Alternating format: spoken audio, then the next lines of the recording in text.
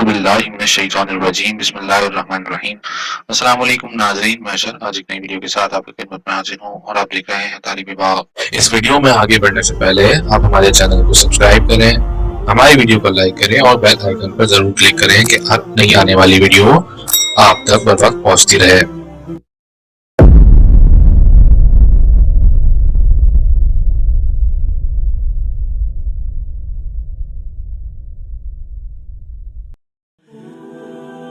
دوستو، آج شب معراج کا دن ہے اور آج ہم آپ کو شب معراج کے کچھ واقعات کے بارے میں بتانے جا رہے ہیں۔ دوستو، جب سورج ہو کر مغرب کے کنارے ڈوب گیا تو حضور اکرم صلی اللہ علیہ وآلہ وسلم کا آسمانوں پر جلوہ افروز ہونے کا وقت آیا۔ آپ شام کی نماز مغرب سے فارغ ہو کر مکہ مکرمہ میں اپنی چچا زاد بہن حضرت ام ہانی رضی اللہ تعالی عنہا کے گھر آرام فرما رہے تھے۔ نیند خوابی کی حالت تھی کہ یکایک گھر کی چھت پھٹی اور چھت سے حضرت جبریل علیہ السلام نیچے اترے۔ آپ کے ہمراہ اور بھی فرشتے تھے۔ دوستو، جبریل امین نے خادمانہ آداب محلول رکھ کر حضور اکرم صلی اللہ علیہ وآلہ وسلم کو بیدار کیا اور قدم مبارک پر ہاتھ لگا کر جگایا۔ آپ اٹھے اور ادھر ادھر دیکھا، مگر جب کسی کو نہ پایا تو آنکھیں بند کر لیں اور پھر سو گئے۔ دوبارہ جبریل امین نے جگایا اور حتیم میں لا کر سینہ مبارک چاک کیا اور قلب مبارک کو سونے کی ایک بڑی پلیٹ میں آب زمزم سے دھویا اور اس میں ایمان و حکمت اور تجلیات الہی بھر کر اس کے اصل مقام پر رکھ کر سینہ مبارک سی دیا اور درست کر دیا اور دونوں شانوں کے درمیان مہر نبوت لگائی، جو آپ کے خاتم النبیین ہونے کی ظاہر کی علامت ہے، اور آپ کو آسمانوں کی سیر کی خوشخبری سنا کر تیار کیا۔ دوستو، آپ کی سواری کے لیے جنت کا ایک جانور براق لایا گیا جو سفید رنگ کا تھا، گدھے سے بڑا اور خچر سے چھوٹا تھا، اور وہ اتنا تیز رفتار تھا کہ جہاں اس کی نظر پڑتی تھی وہاں قدم رکھتا تھا۔ چنانچہ پلک جھپکنے میں وہ سینکڑوں میل کی مسافت طے کرتا تھا۔ بیٹھنے کے لیے زین کسی ہوئی تھی اور منہ میں لگام پڑی ہوئی تھی۔ جب آپ صلی اللہ علیہ وآلہ وسلم اس پر سوار ہوئے تو وہ شوقی اور مستی کرنے لگا۔ جبریل امین نے کہا، اے براق، یہ تجھ کو کیا ہوا ہے؟ آج تک تیری کمر پر حضور صلی اللہ علیہ وآلہ وسلم سے زیادہ کوئی مکرم اور محترم شخص سوار نہیں ہوا؟ یہ سن کر وہ شرم کی وجہ سے پسینہ پسینہ ہو گیا اور آپ صلی اللہ علیہ وآلہ وسلم اس پر سوار ہوئے۔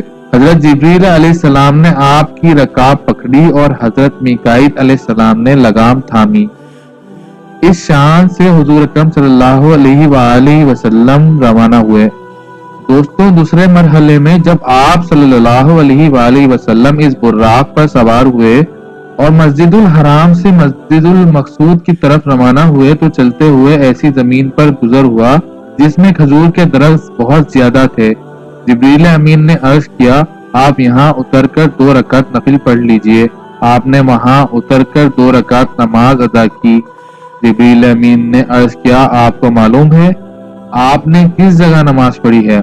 آپ نے فرمایا، مجھے معلوم نہیں۔ جبریل امین نے عرض کیا، آپ نے یثرب یعنی مدینہ منورہ میں نماز پڑھی ہے جہاں آپ ہجرت کریں گے۔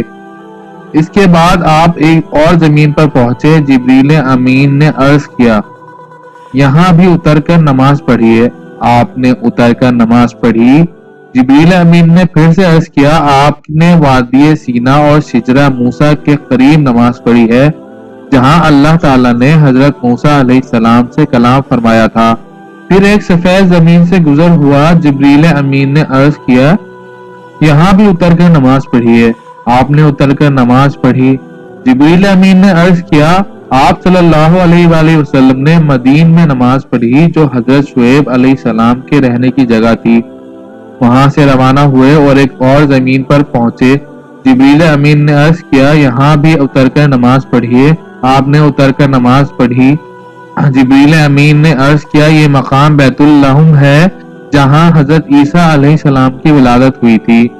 دوستوں، معراج کا سفر جاری تھا۔ آپ براق پر تشریف لے جا رہے تھے کہ راستے میں ایک بڑھیا نظر آئی اور وہاں سے آپ کا گزر ہوا جو راستے کے کنارے پر کھڑی تھی۔ اس نے آپ کو آواز دی۔ حضرت جبریل امین نے عرض کیا، آگے چلیے، اس کی طرف توجہ نہ فرمائیے۔ آپ چلتے رہے پھر ایک بوڑھا نظر آیا جو راستے میں ایک طرف کھڑا تھا اور آپ کو اپنے پاس بلا رہا تھا کہ اے محمد ادھر آئیے۔ حضرت جبریل امین نے عرض کیا چلتے چلیے۔ آگے چل کر آپ کا ایک جماعت کے پاس سے گزر ہوا۔ انہوں نے آپ کو ان الفاظوں سے سلام کیا: السلام علیک یا اولو، السلام علیک یا آخرو، السلام علیک یا حاشرو۔ حضرت جبریل امین نے عرض کیا آپ ان کے سلام کا جواب دیجئے۔ آپ نے جواب دیا۔ اس کے بعد حضرت جبریل امین نے ان سب کے بارے میں وضاحت کی کہ وہ بڑھیا جو راستے کے کنارے کھڑی تھی دنیا تھی۔ اب دنیا کی عمر اتنی تھوڑی سی رہ گئی ہے جتنی اس عورت کی عمر باقی ہے، اور وہ بوڑھا مرد جس نے آپ کو پکارا تھا شیطان تھا۔ دونوں کا مقصد آپ کو اپنی طرف مائل کرنا تھا۔ اگر آپ ان کو جواب دے دیتے تو آپ کی امت گمراہ ہو جاتی اور وہ دنیا کو آخرت پر ترجیح دے دیتی، اور وہ جماعت جس نے آپ کو سلام کیا وہ حضرت ابراہیم علیہ السلام، حضرت موسیٰ علیہ السلام اور حضرت عیسیٰ علیہ السلام تھے۔ دوستوں، ایک روایت میں ہے کہ حضور اکرم صلی اللہ علیہ وآلہ وسلم نے فرمایا، شب معراج میں ایک سرخ ٹیلے کے قریب میرا گزر ہوا۔ میں نے دیکھا وہاں قبر میں حضرت موسیٰ علیہ السلام کھڑے ہوئے نماز پڑھ رہے ہیں۔ نیز میں نے دجال اور جہنم کے نگران کو بھی دیکھا جس کا نام مالک ہے۔ دوستوں، چلتے ہوئے حضور اکرم صلی اللہ علیہ وآلہ وسلم کا گزر ایک ایسی قوم پر ہوا جن کے ناخن تانبے کے تھے اور وہ اپنے چہروں اور سینوں کو ان ناخنوں سے چھیلتے تھے۔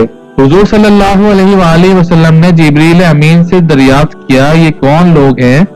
انہوں نے عرض کیا یہ وہ لوگ ہیں جو آدمیوں کا گوشت کھاتے ہیں، یعنی ان کی غیبت کرتے ہیں اور ان کی عزت و آبرو خراب کرتے ہیں۔ دوستوں، حضور اکرم کا گزر ایک ایسے قوم پر ہوا جو ایک ہی دن میں زمین میں بیج ڈالتے ہیں اور ایک ہی دن میں کھیتی کاٹ لیتے ہیں، اور کاٹنے کے بعد کھیتی پھر ویسی ہی تیار ہو جاتی ہے جیسے پہلے تھی۔ آپ نے جبریل امین سے دریافت کیا یہ کیا ماجرا ہے اور یہ کون لوگ ہیں؟ جبریل امین نے جواب دیا کہ یہ لوگ اللہ تعالیٰ کی راہ میں جہاد کرنے والے ہیں، ان کی ایک نیکی 700 گنا سے زیادہ ہو جاتی ہے، اور یہ لوگ جو کچھ بھی خرچ کرتے ہیں اللہ تعالیٰ اس کا نعم البدل عطا فرماتے ہیں۔ دوستوں، ایک روایت میں ہے کہ حضور اکرم صلی اللہ علیہ وآلہ وسلم نے فرمایا، حجامہ کے لیے چاند کی بہترین تاریخیں 17، 19 اور 21 ہیں، اور فرمایا شب معراج میں فرشتوں کی جس جماعت کے پاس سے میرا گزر ہوا سب نے مجھ سے یہی کہا کہ اے محمد صلی اللہ علیہ وآلہ وسلم حجامہ ضروری کروائیں۔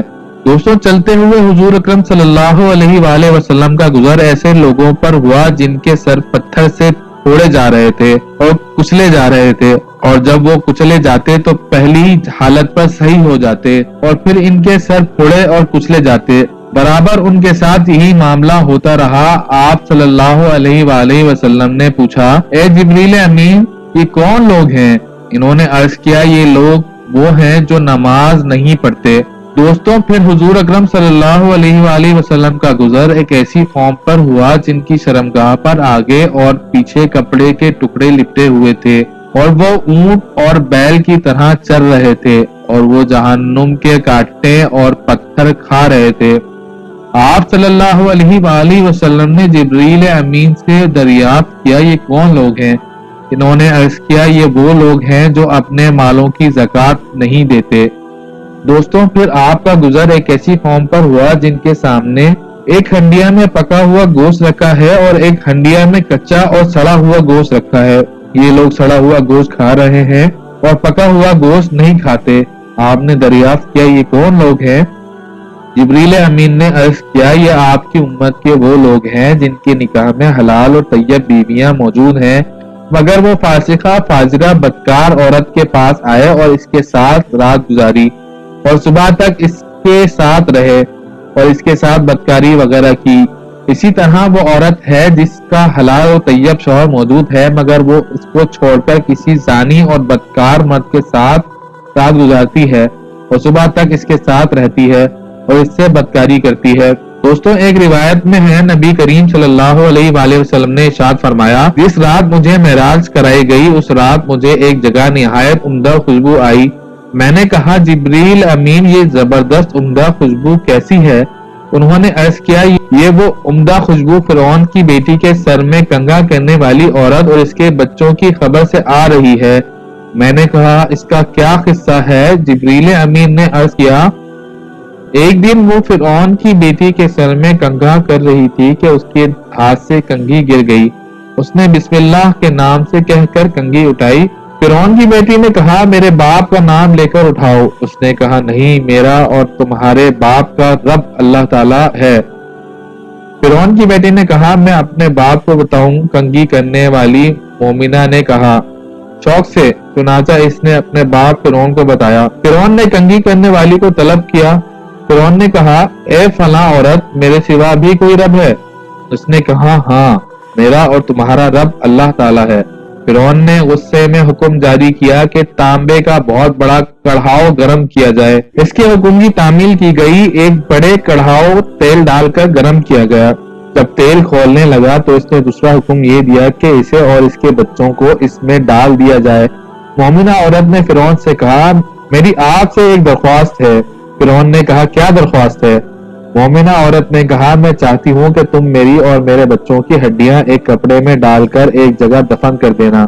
فرعون نے کہا یہ تمہارا ہمارے ذمہ حق رہا، یعنی تمہاری یہ فرمائش پوری ہوگی۔ پھر فرعون نے حکم دیا کہ اس کے تمام بچے ایک ایک کر کے اس کے سامنے گرم گرم کھولتے ہوئے تیل میں ڈال دیے جائیں، یہاں تک کہ آخری میں ایک دودھ پینے والا ننھا منا بچہ بچا۔ اس ننھے مننے بچے کی وجہ سے ماں کو دھچکا لگا اور وہ لمحہ بھر کے لیے رکی۔ ایک دم ننھا منا بچہ بولا ماں اس کڑھاوے میں کود جاؤ، کیونکہ دنیا کا عذاب آخرت کے عذاب کے مقابلے میں بہت کم اور بہت زیادہ آسان ہے۔ چنانچہ وہ ماں بچہ سمیت آگ کے گرم گرم کڑھاؤ میں کود گئی۔